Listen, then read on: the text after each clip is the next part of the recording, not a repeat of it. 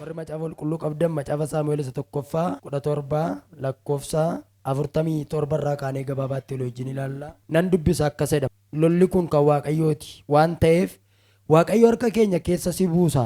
Waaqayyo billaadhaaf eeboodhaan akka hin oolchine walga'iin kun hundinuu hin beeka jedhe. Yeroo Gooliyaadii Filisxeemichi ka'ee Daawititti adeemetti Daawitis isa rukutuudhaaf ariitiidhaan gara tarree lolaatti Filisxeemichatti hin fiige. Achumaanis korojoo isaa harka keessa kaa'ee dhagaa fuudhee darbate. Adda Gooliyaadiin hin rukute, dhagichis adda isaa keessa bannaan inni lafa dha'ee adda isaatiin gadi gombifamee jedha. Kanaaf gabaabaatti ganama kanaa dubbii Waaqayyoon wajjin ilaallaa. Mata dureen keenya har'a ganamaa Waaqayyo wajjin hojjechuudha. Waa'ee Waaqayyo wajjin hojjechuuti kan inni waliin ilaallu.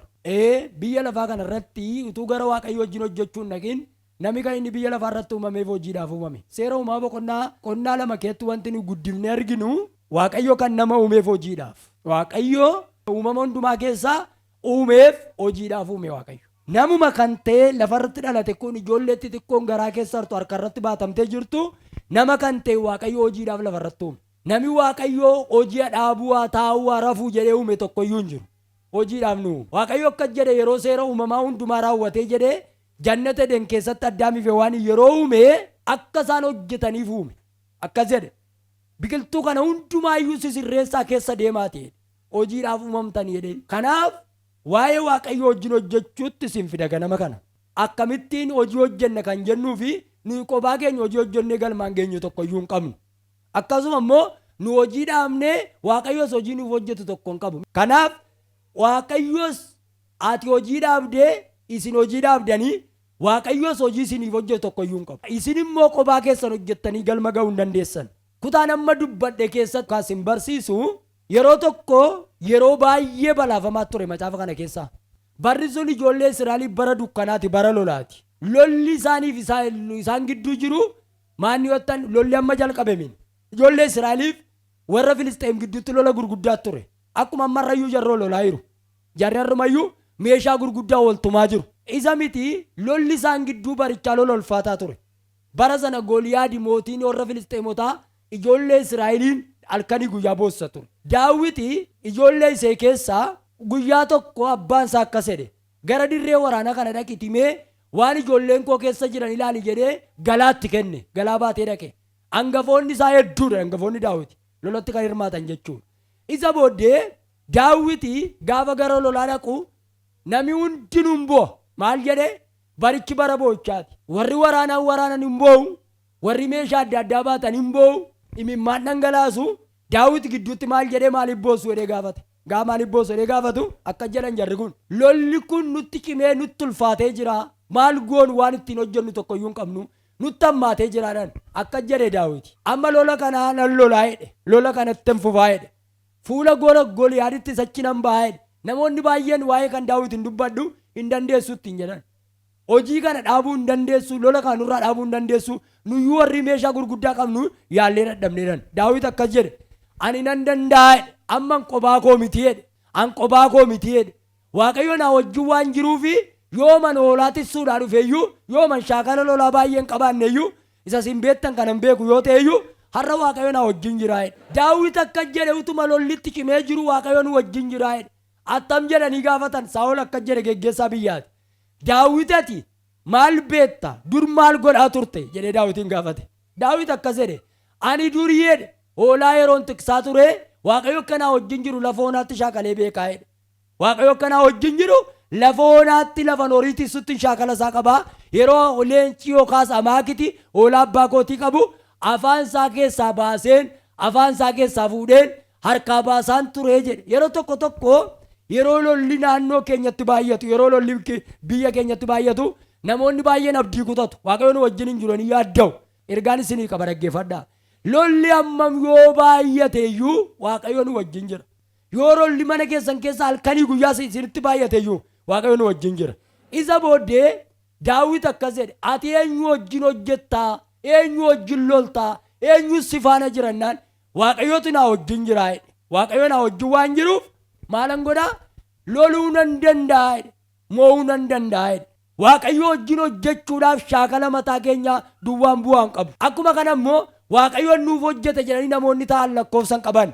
Yeroo tokko kiristaanonni keenya shawwadamoodha, nyaatamoodha. Maaliif? Waaqayyootu nuuf hojjete jedhanii hojii kan dhaaban lakkoofsan qabu. Dandeettii isaanii kan gadi buusan lakkoofsan qaban. Waaqayyootu hojii nuuf hojjete jedhanii kan hirribatti deebi'an lakkoofsan qaban. Daawit garuu lafa nama dubbisee lolli kan Waaqayyooti jedhe. Yeroo tokko nuyi balbaloonni akka banaman barbaanna. Nama guddaa ta'uu karoora qabna. Garuu lolli kan Waaqayyooti jennee hirrafna baay'een. Namoonni sanafiin amala namoota sanafiin sinitti hima. Waan namoonni sanafii odeessan yeroo baay'ee sinitti hima. Waaqayyo jireenya koo kan akka beeku haa godhu. Tokko mool jajjabeessu. Maal jedhanii? Waaqayyo siif jiraatii yaadda hin jedhu. Eeyyee dhuguma Waaqayyo nuuf jira yaaddoomne. Garuu Daawit lolli kun kan Waaqayyooti jedhee maal jedhee? Tarree lolaa sana immoo ariitiidhaan dhaqee seenee jedha. Kanaaf har'a ganama waan tokkoon isinitti hima. Yaa nama mana kana keessa jirtanii dubbii kana dhaggeeffadhaa. Dubbii akkasii Waaqayyo wajjin hojjettaatis. Daawit lolli kun kan Waaqayyooti jedhee dhaqee mandara keessa deemuun jalqabne. Lolli kun kan Waaqayyooti jedhee adda diinaa dura waraana bara sana Filisxeemiin dura dhufee dhaabate. Lolichi kan Waaqayyooti jedhee manan teenya kallattiidhumaan dhufee maal ta'e lola sanatti hirmaachuu jalqabe. Waan Daawit godheen sinitti himaa, waan Waaqayyo godheen sinitti. Daawit lolli kan Waaqayyooti jedheetu dirree waraanaa gale. Ergi achi gale immoo dhagaachi keessaa fuudhe. Ergi dhagaachi keessaa fuudhe immoo hin darbate. Ergi darbatee booddee Waaqayyo immoo dhagichatti ulfeesse. Daawit dhagicha hin fuudhe. Tarree waraanaa gale. Dhagaa darbate. Waaqayyo immoo dhagicha maal godhe? Diina isaatti itti ulfeesse. Bara amma lafarra jirtu silattuu har'a wajjeeftanii fixxa waan ta'eef hojii kam hojjechuu kan barbaaddan gahee keessan bayeessa godha adda baafadhaa bara. Gahee keessan mana keessan tiksuu keessatti gahee keessan adda baafadhaa bara. Garaacha isin keessaru, onnee isin keessaru, kalee isin keessaru tiksuutti gahee keessan adda baafadhaa bara. Fayyaa keessan eeggachuuf illee gahee keessan adda baafadhaa bara. Amma yeroo tokko namoonni baay'een shawwadamoof nyaatamoodha. Waa isinitti himu namoonni tokko utuu gahee isaanii hin bahin Waaqayyoon komatu. Maal jedhanii? Yeroo isaan du'an ijoollee isaanii firdaataa kadhatuuf agalgaa'iin akkasii bara akkasii hojii guddaa hojjete har'a kunoo du'aan boqoteera. Ijoollee isaa buusaa'e kan akkasii guddaa kana keessa tureera. Awwaala irratti dhageenyee beenna kan. Bara lafarra jirru gahee keenya hin beenu. Waaqayyoo mata hojii hojjetannee teenya hundi keenya. Keessumaa wangeelli dawoorra sana footaatee waan dawoorra sana footaatee itti fakkaata. Waa isinitti himu atis hin hojjetta. Waaqayyoos immoo hojjeta. Daawit ergi kana godhee booddee dhagaa darbate. Lolli kan Waaqayyooti ergi jedhee dhagaa darbachuun isaa bu'aa maalii qaba ree? Bu'aa maalii qaba? Dhagaa darbate. Mee Waaqayyoo wajjin hojjechuu keessatti iccitii tokko hin ta'e tarra isinitti hima. Gahee kee bayi. Jireenya kee eeguu irratti gahee kee bayi. Waan dhibee nama hin dhiifne amma Waaqayyoo nama eebbisa, eeyyee nama eebbisa. Garuu waa tokkoon isinitti himamantoota. Namni Waaqayyoo eebbisu nama akkamiiti beektu? Nama halkanii guyyaa xaaruudha. Yeroo tokko Pheexroos qurxummii qaba ture. Luqaas boqonnaa 5 irratti. Yesuus halkan guutuu Pheexroositti dadhabaa bullaan deemaa gara isaa dhaqe. Saayitiitti Pheexroos halkan guutuu kiyyoo darbataa bure. Ilaalaa qorra isaa tokkoyyuu hin qabanne. Namichicha dhama'u kanaaf Yesuus deemaa dhaqe. Bara fuula kee fuuldura jiru kana bakka hojii kam hojjetaa jirtu irratti dhamaatiin kee murteessaadha. Amma namoonni tokko lallaba jal'aa isinitti lallabaniiru. Maal jedhanii? Pheexroos halkan guutuu qurxummii qabee Pheexroos halkan guutuu dadhabaa bule. Mogoleen isaa jalaa kirrirri jedheera. Halkan guutuu kiyyoo darbate waan ta'eef Yesuus deemaa gara isaa dhaqe. Pheexroos jedheen wanti nyaatamu mana kee jira jennaan halkan guutuutti dadhabne. Hojjennee milkaa'insa dhabne. Maallu wayyannaan? Akkeedhe amma sitti ni maadhe jennaan karaa mirgaa darbaddoodhe. Amma yeroo tokko nuyi Waaqayyo wajjin hojjetu Waaqayyoota hojjete ta'ettanii kan raftan lakkoofsan qabdan keessuma halkan guyyaa dargaggu dhugaa mana namaatti si arguun barbaadu. Akka koo akkati taatu duwwaan barbaadaminan akkati na caaltuun barbaadu. Ati jireenya amma namni maaltu si gube siin jedhu kana dhamay Waaqayyo immoo si eebbisa. Jireenya dhamaatiitti kottu Waaqayyo si eebbisa. Daawit lolli kan Waaqayyooti jedhee hin teenye hojiitti dhufe. Mee akkamittiin Waaqayyo wajjin hojjenna kan jedhu qabxiiwwan 3-4 isinitti hima. Isa tokkoffaa wacarii isaatii Yesuusin dhaggeeffadha. Addunyaan amma keessa jirru kun addunyaa wacaati. Yohannis boqonnaa 2 lakkoofsa 5 irratti guyyaa tokko qe'ee jar tokkotti salphina guddaatu uumame. Innis maal? Namicha tokkochi na qopheeffatee daadhiin jalaa dhume. warri xinnaan isiyyan warri guddaa isiniyyan waca baay'ate waca namni hundinuu wacatti baay'atan jireenya wacaati waca wanti akka jettee Maariyaam ilaa ijoolleettee haadhi gooftaa keenya akka jette akka waan sirritti maattee ni yennaan Yesuus deebii tokko isinii deebiseetteen maa yennaan waca dhiisaatii ana dhaggeeffadhaa isiniin jedheen Yesuusii wajjin hojjechuu barbaaddu yoo ta'e waca addunyaan kun itti jirtu keessaa gurra keessan deeffadhaa waca mana keessan keessaa yeroo baay'ee wacamu keessaa gurra keessan dhaggeeffadhaa addunyaan kun addunyaa nama seenaa addunyaa wacaati keessumaa addunyaa feesbuukii yoo laaltan teelegiraamii miidiyaa kamiin karaa sooshaal miidiyaa kana yeroo dhuftan inni tokko isa tokkotti wacaa inni tokko isa tokkotti wacaa wacaaf jedhee namni akkatti Yesuusin dhaggeeffatu dhabeera maal isinitti hima amma miidiyaa irratti gabbaatee dhugaa barsiiftee gareen tokko moositti waca maal jedhee waca isaa jaallata waan ta'eef Maariyaami akka jetteen daadhiin dhumedhanii inni gamaa si wace inni gajjallaa si wace amma waca dhiifnee waan mana keenya keessaan waccisiisu karoora keenya keessaan waccisiisu dhiifnee Yesuusin dhaggeeffachuudha amma gaafa sanaa abbaan cidhaa si waca mucaatinnoon si waciti nami guddaan si waca wacachuun beektu iyyachuun Maariyaam gidduutti dhuftee akka jetteen ilaamee ijoollennaan waan inni isiniin jedhe godhaa Yesuusii wajjin hojjechuudhaaf inni jalqabaa Yesuusin dhaggeeffachuudha har'aa jalqabee Waaqayyo gurrattiin isa dhaggeeffatta Waaqayyo isiniif laatu maal jettee jedhaniin akka jette waca dhiisaatii isanni isinitti me godhaatti maalluun jedhennaan Yesuus gidduutti lafaa kee gaafa jaratti waca dhaabdu ka gootan jedheen daadhii isin jalaa dhume mini eeyyee waan isin qabdantu zeeroo ta'e miti eeyyee akka gootan jedheen yennaan gaanii mana kana keessaa 12 dhaabbatee jiru kanatti maal godhaa jedheeni bishaan guuraa itti naqaa yeroo see tokkitti Yesuusin dhaggeeffattan yeroo see tokkitti Yesuusin gurra keessa Yesuutti deeffattan furmaan akkuma salphaatti argama dhaloonni ammaa kun garuu dhaloota waaqa dhaggeeffatu miti waldaan hin wacaa ispiikeriin hin wacaa miidiyaan hin wacaa bara ammaa kana keessatti waca baay'ata waca keessumaa bara wacaa kana Yesuus meeqan keessatti Yesuusin dhaggeeffata Yesuusin dhaggeeffachuun kun maal waca keessaa yaada keenya deeffannee see tokko Yesuusin dhaggeeffachuudha amma wanti nutti wacu waa baay'ee dhalooti waca seena waca keessa jiru eessa hin dhaggeeffatu see tokko namni waca keessaa bahuu qaba waldaan hin waca amma seena isa kanas isan keessa dhaabadhee tajaajilus Waaqayyo gargaaru wacuudhaan wanti dhufu immoo tokko iyyuu hin jiru yoo dhufe du'aan dhufa malee biyyi keenya kun iyyuu yoo waca keessaa baatee waaqa dhaggeeffattee kan isheen nama taatu amma namni hundinuu rakkateera argitanitti yoo ta'eef tajaajilaan namni amma inni faarfatus inni lallabus giddiidhumaan iyyuu barbaanna maaliif yoo iyyuu baanne Waaqayyoon jiru ennee waan amannuuf faarfannaa waca malee darbu namni namanu Maariyaami achi fiigan as fiigan ijoollettee waca dhaabaatte maal jennaan waa isinitti meera mootichettennaan dhaggeeffadhaa jette seema tokkitti gaafa isaa Yesuusin dhaggeeffatanii bishaanni laga sanaa guyyaa tokko daadhii ta'een beeku bara Yesuusin dhaggeeffatan bishaantu daadhii ta'a lafa miidiyaan kun jiru hundumaatti ergaa baadheen sin dura dhaabataa jira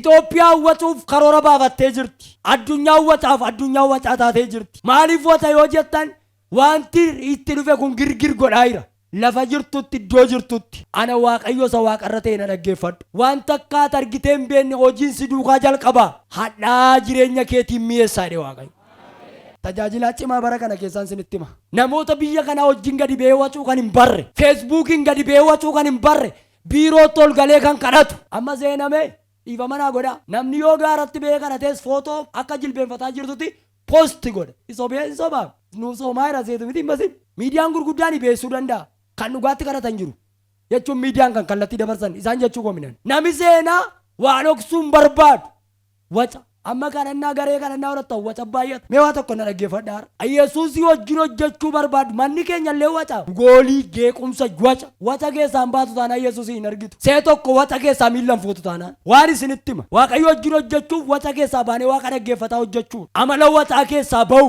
wanti nutti wacu immoo baay'ee Yesuusiin bara dhaggeeffattu nama taata waan sitti hima waaqa wajjin hojjechuuf inni tokkoffaa waca keessaa bahunne Yohaannis 2:2 isinitti himeera inni lammaffaani ka'uudha Naahimiyaa 2:20 nan dubbisa akkasii yemmus inni deebisee nuyi garboonni isaa kaanee ijaaruu hin jalqabna Waaqayyo gooftaan bantii waaqaa immoo nuuf hin qajeelcha isin garuu Yerusaalem keessaa qooda nuuf ta'a kan jettan yookiis seenaa hin qabdan nan jedhaa jedha lafa nama dubbadhe keetti immoo Waaqayyo wajjin hojjechuudhaaf Waaqayyo akka nu duukaa hojjetu kan barbaadan ka'uudha Naahimiyaan oduu gadhee tokko dhagaye yeroo booji'amee gara biyya isaatiitii biyya ormaa taa'utti oduu gadhee gurra isaa irratti dhufe akka Naahimiyaadhaan biyya akkam ture haala akkam turennaan iddoon awwaala abbootii keenyaayyuu diigamee jira iddoon awwaala abbootii keenyaayyuu manca'ee jira kanaaf jireenyarra hin jirru jedhan Naahimiyaan kadhate Waaqayyoon Gaafa inni Waaqayyoon kadhatu deebiin kadhata keetii sumaadhee. Nahimiyaan ganaa wanti biraan dhufa seeyyoo deebiin kadhannaa keetii sumadhee. Waaqayyo akka jedhe gaafa inni boo'ee kadhatu sumatu deebii kadhannaa keetiitii ka'ii lafaa jedhee. Maal jechuudha akka jechuun na dhaggeeffadhaa. Ammati duroomuu barbaadda. Eebbifamuu barbaadda. Nama guddaa ta'uu barbaadda. Addunyaa jijjiiruun barbaadda. Deebii isaa warra fooqii qabutuma hedduu warra gamaa'utuma hedduu si jala darbuuf. Nahimiyaan akka jedhe loltoota kaasii nu lolennaan atumti kayyedhe Waaqayyo har'aa jalqabee hin kaataa ani immoo nan qajeelchaa siin jedhe. Waa isinitti namoonni tokko amma abbaa manaa koo kana namni jaarsummaan dhufee na araarsutti ani ittiin araaramuttee kan teessan jirtu baay'attanii. Tokko immoo abbaa keessan bilbilaan hedduu erguma waggaa 16-17 fixxanii. Tokko immoo haadha manaa rakkina mana kee taa'ee ta'a. Deebii ati boo'aa jirtu kun sumatu lafaa kaa ani immoo mana keen jijjiiraa dhee Waaqa. Nahimiyaan jilbeenfatee malkiin isaa gogee maaloo yaa Waaqayyo waa fidennaan kotta akka gootu hedhennaan atumti ka'e eessan kaa'ennaani akka gootu hedheen mootichatti yaada kee ibsadhu jedhe. Nahimiyaan kana booddee dallaa ijaaruudhaaf lafaa ka'e Waaqayyo immoo wajjin ka'e.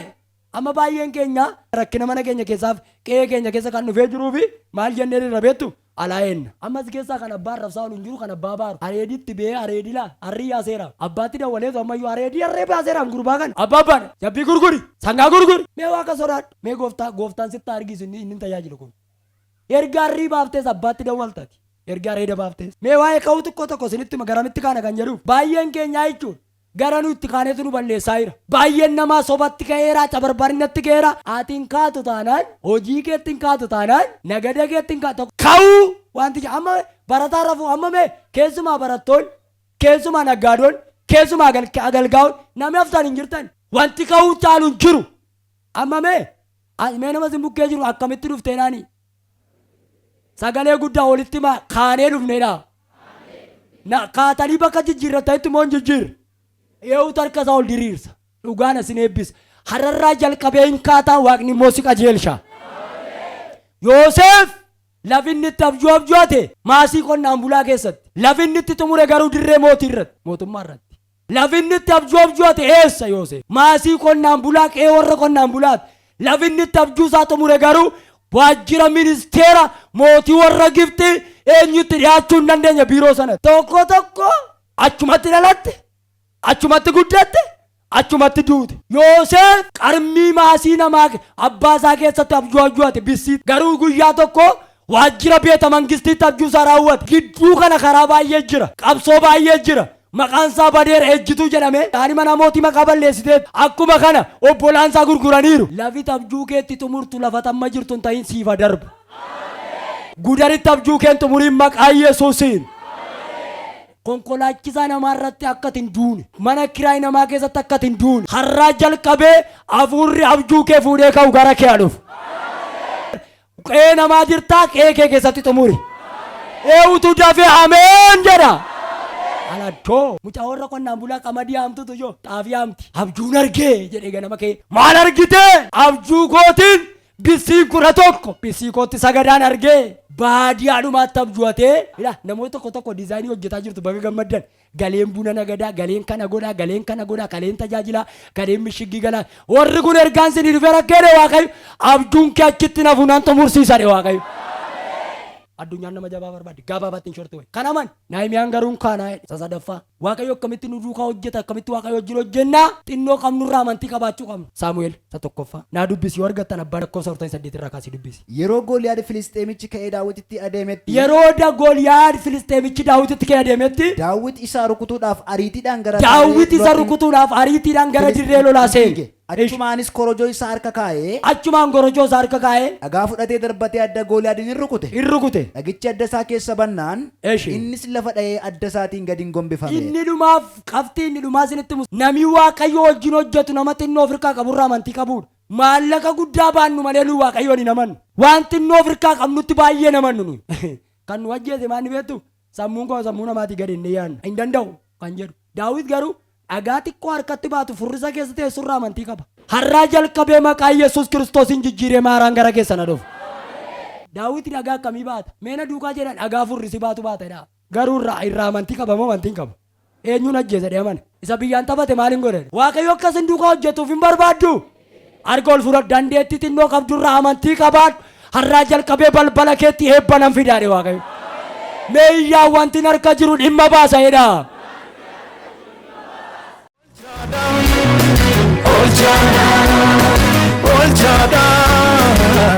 Maqaan keessan eenyu eessarraa dhuftan? Gudar keessan asumaan dhufe. Maqaa keessan nutti himaa. Alamiituu Dayyaasaati. Waaqayyoo lafa kanatti maal sinii godhennaan dhuftanii dhaabattanii maal sin dhukkuba ture? Waaqayyo guddaa waan takka irraa hiikamee hin beekne waan naa godheefan yeroo darbe konfiraansii asiitti tajaajilaan iddoo kana jiran nakaasanii dhibee namni irraa fayyuu hin dandeenye irraa fayyite naan jedhan anis immoo of keessatti nan beeka waan ta'eef yeroo natti cimus yeroo na dhukkubus abba ati na qaqqabi anomaan qabu siin ala gargaarsa biraas hin qabu suman qaba ila lafa dhibee kootii lafa rakkoo kootii lafa dhiphina kootii lafa itti dhibamee ittiin deemuu dadhabee ittiin siquu dadhabe kana situ arga harka kee guddaa kanaan narraa kaasi jedheni isuman kadhadha innis yeroo heeggatee gaafa yeroon gahe malee namarraa ka'uu hin danda'u. Maaltu sin dhukkuba ture dhukkubbii keessan nutti himaa maaltu sin dhukkuba? Kan na dhukkubu kalee kooti kalee koo lamaanii isaa infekshinii ta'eera naan jedhanii gaafa mana yaalaa dura dursee otoon kana hin dhagahin dura gaafan deemu lukti koo hin dhaabbatu deemee hin danda'u akkasitti koomee kootiin nan deema ulee qabadheen deema gaafan dhaqe qulqeettuu koo kana lamaan gaafa marfeen na waraan akka qorraatti narra darba yeroof immoo furmaata natti fakkaata yeroof duuba malee har'aan malee bee boodaaf iyyuu lukti si cita naan jedhe manni makiimii garuu sanaaf. Luki keessan cituu danda'a isin hin jedhamne maal gochuu hin dandeessan isin? Ol jedheef gajjechuu hin danda'u waan ulfaataa baadhee ol jedhee deemuu hin danda'u yoon gadi jedhe danda'ee hin deemu lafa meetira tokko yoon deeme siqee malee ol jechuu hin danda'u harka koo duwwaa yoon deeme iyyuu hafuura baay'ee hin baasu isa kanarraa gooftaan bilisa na baase. Harka keessa walitti tumaa galateeffadhaa.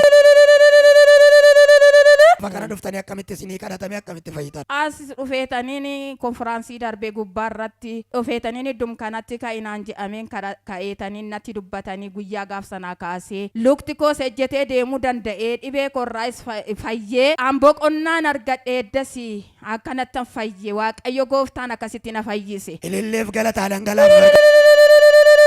Erga gaafa guyyaa lafa kanatti konferensi irratti isinii kadhatamee kaasee miilli keessan nagaadhaa kaleen keessan nagaadhaa deemuu dandeessu hojjechuu dandeessu qaami keessan guutummaan nagaadhaa mee namoota akka keessanii rakkina qabaniif karaa miidiyaa nu dhaggeeffatan dhukkubsatanii irra gala lafa kanaa kan dhufaniif dhaamsa maalii qabdu? Akka koo kan rakkina akkasii qabdan akka koo dhibantaa akkanaa kan qabdan dhuftanii dooktoriin nama fayyisu yoo inni achi qaqqabeeyyuu isin fayyisuu barbaade iyyuu waaqayyo amma dhumaatti kan isin irraa kaasu iddoo kanatti Kiristoos malee harki namaa fi qorichi biyya lafaa nama fayyisu warri akka koo dhiphatan harki koo kan rakkatan koottaa gara Iyyesuus fayyinni as jira fayyinni bara baraa kan har'a nama fayyisee boru namatti hin deebisne daangaa kan hin qabne fayyinni gara Iyyesuus jira koottaan jedha. Ililleef galataa dhangalaa.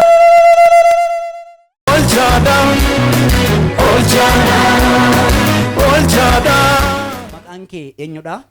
Maqaan koo Misgaanaa Getaachoon jedhama. Eessarraa dhuftee?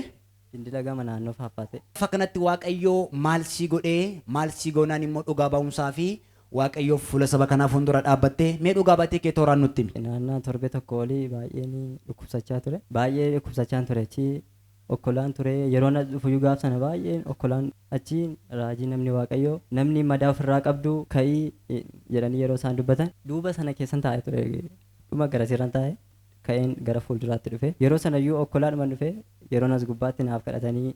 Nama tokko madaa baattee gubaayii kana keessa harka kottu madaa dhanna keerra jira. Madaan kun ergisitti bubbuleetu tureera. Fiigii kottu iyyaa harkaa ba'uuf seetanni madichuma kaansaritti jijjiiree si ajjeesuu jira. Tokko lama sadii eessarta gurbaa isaa dhufte. Gamaan dhufe. Gameessa. Naannaa Faaffaate. Madaan kun meenatti argisiisi. As gubbaadha. Maaltu akkasi godhe? Ani wanti hin beeku. Dandeessee na deemtu. Mee kottu ol.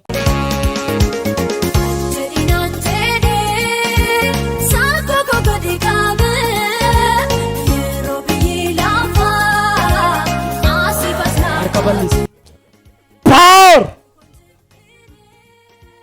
Nagaan haa ta'u. Madaan kun guyyaa ja'a asitti habadu. Habadu. Habadu. Habadu. Yaa'ii keessaa. Yaa'ii keessa. Kaanseriitti ramaddee kan jirtu. Amma si ajaajeera keessaa iyyi bayi. Caraan keessa. Afura maalii ta'e? Afura maalii ta'e? Kan ijoollummaatti tattee lafa keessa kun madaarra keessa. Maali ati? Maali ati? Maali ati? Eenyu ati afura maalii? Si gaafadheera. Amma fayyiteetta. Kan fayyee Bilisa baatee jechuudha. bilisan ba'ee. Namni kana dhageessan galata guddaa ilillee guddaa Yesuusiif. Mee xiqqoo dudduubatti si deebisee waa si gaafadhaa. Dhukkubi kee kuni hammamiif sirra ture? Torbee tokko oli. Torbee tokko oli. Dandeessee hin deemtu. Hin deemu. Yeroo lafa kana dhuftee nami Waaqayyo yeroo shii kadhatanii hammamitti sirraa badee? Gaafuma sanaa kaasetti yeroo dhufu okkolaan dhufee yeroon galu immoo fiiga. Namni kana dhaga'u galata guddaa Yesuusiif isa daqiiqatti namarraa balleessu Yesuusiif ilillee galata jabaa. Mee gaafa sana gaafa dhufte illee okkolaa giddiidhaan dhuftee har'ammoo fayyina kee sabi kun ilaalee siif haa galateeffatu. Mee waltajjii kanarraa olii gaddeemii achi fiigi as fiigiti mee fayyina kee nutti agarsiisi. Mee fiigi namni kana agartan immoo galata ilillee guddaa gooftaa isa nama furuuf isa daqiiqaa toon fiqqaataa iyya foorica namni qabu galata jabaa Yesuusiif. Mee namoota akka kee akkana kunoo ammas keessa okkolanii kan dhufanii fi akkasumas karaa kallattii adda addaatiin sordofaa kan jiranii fi gabaabbinatti ergaa maalii qabdaa? Ergana ni qabu. Namoonni akka koo rakkattanii dhibamaa jirtanii karaa miidiyaas ta'ee karaa kallattii hundumaan hordofaa jirtan koottaatii gara waldaa oolchaa dhalootaa kan waan hundumarraa nama oolchu rakkina keessan hundumaa waan rakkattan hundumaa asitti koottaatii ba'aa keessan hundumaa ofirraa buusaa asitti bilisa ba'aa Waaqayyoonni bilisa nama baasu bakka kana jiran siniin jedha. Waaqayyo si'a eebbisuu dhugaa baatiin kee dhugaa baatii bara baraa siif haa ta'u nagaadhaan gara iddoo keetti deebi. Olchada, olchada, olchada, olchada, olchada. Hakimiin dhibee kee kanaaf qorichuma laata malee furmaata siif hin laanne. Milikkita nama kanaa dhanna kee guutummaa hin gubaa. Gubuu duwwaamin ati of wallaalta eessarta. Hakimi maal siin jedhe obboleetti? Hakimiin ilmaan dhaqaa mammatti dhibeen kun baramne. Of wallaalta. Humna wallaalchisaa. Hin kufta. Eessaa dhufte? Asuma Goorosooleedha. Hunnatti mee dhibee kee namatti matte qabda as keessaa? Waaqayyo malumatti ni manne. Harka kee balleessi. Duruu si beekaa. Dadhabbinni koo si dhossee hin beeku Yesuus. Nyaattu hoolaa kooraa beessee dhee gooftaan. Harkaan baasa fayyaa seen deebisee galchadhe Waaqayyo. Abidda laa! Ibidda abbaa gosa waaqarraa. Ilaa opereeshinii godhaa jira leenci Yihuudaa Yesuus. Dhufeera leenci Yihuudaa Yesuus. Hey!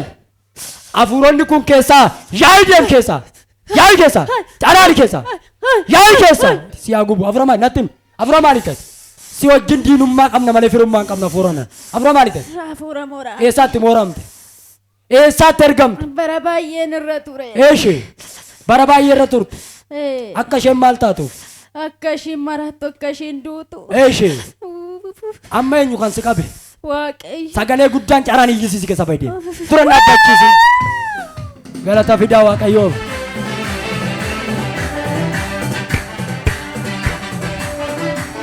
Milikkita wayii qabattee dhufuuf yaaddee milikkiticha dhiiftee ma dhufte Waaqayyo irra natti dubbachuu qabattee dukkanan tokkon sirratti argaa kan iddoo jirtu. Eessaa dhufteeti? As kolbaan dhufe.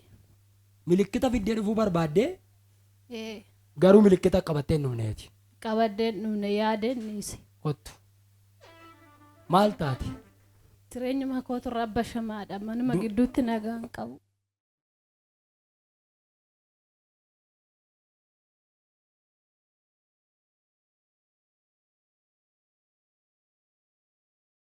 Mana ishee kan jettu namatti ramaddee kan rakkiftu. Mannee kee diiga ganama kana. Mannee kee diiga ati afura maaliiti? Afura maaliiti? Afura tolshaa. Afura tolshaa? Maal godhaa jirta maatii sana guutuu? Maal godhaa jirta? Nagaan dhoowwe. Eeshee? Itti addeessee guyyaan itti dukkanees. Afurri kun itti addeessite mana isaanii? Itti addeessite? Afaan isaanii waliin baatu. Eeshee? Hojjechaan jira gidduutti. Haati! Caraani keessaa baay'ee. Sagalee guddaan. Iyyisiisi baay'ee. Sanumaatu itti baachisi keessaa baay'ee. Bara baraatti deemi. Kaayi.